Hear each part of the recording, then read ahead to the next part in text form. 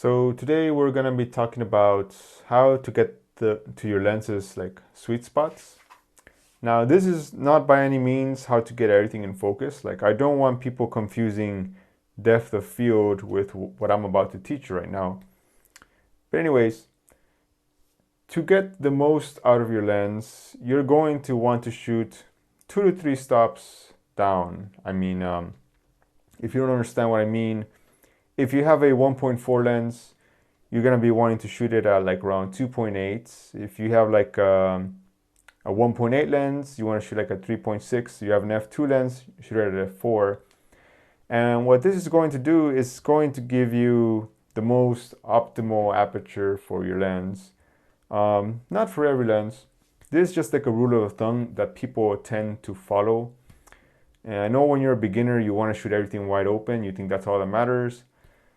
But it is not always the case. There's like 2 different schools of photography. There's the church of sharpness, who only cares about the sharpness. And if you shoot at the setting, you're going to get pretty sharp settings for your lens. And then there's the school of micro contrast, if you're into that stuff. And yeah, you get like the best rendering, the best sharpness, the best everything out of your lens, like the optimal settings.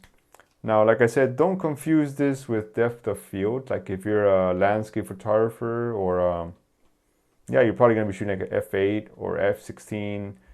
Some of you might be shooting f16. Maybe you want to join the f64 club, who knows? But anyways, these are not the same. When you shoot like an f8, f11, f16 or whatever, you're trying to get everything in focus. That's all you care about is focus. That's why you shoot f16. You're not going to get you're going to start getting problems. I mean, it's going to be in focus. It's not going to be that sharp though, right? But this is like to get the optimal settings for your lens. That doesn't mean everything's going to be in focus. It just means it's the optimal settings for your lens. And I thought this was something that was kind of common knowledge, but it turns out there's a lot of people out there who don't know that. And I thought I'd make a video about it because I shoot a lot of vintage lenses and people are always trying to find out my settings. Like if I use the same settings every time I go out, which is actually I do, it's mostly auto, but every lens is different. And I don't shoot everything wide open all the time. It's kind of something beginners do. They shoot everything wide open all the time. And you don't have to, there's more apertures than just 1.4, 1.2, 1.8. Try different things. You might be shocked, you might be surprised. Now I know with vintage lenses, you get the most character out of shooting them wide open.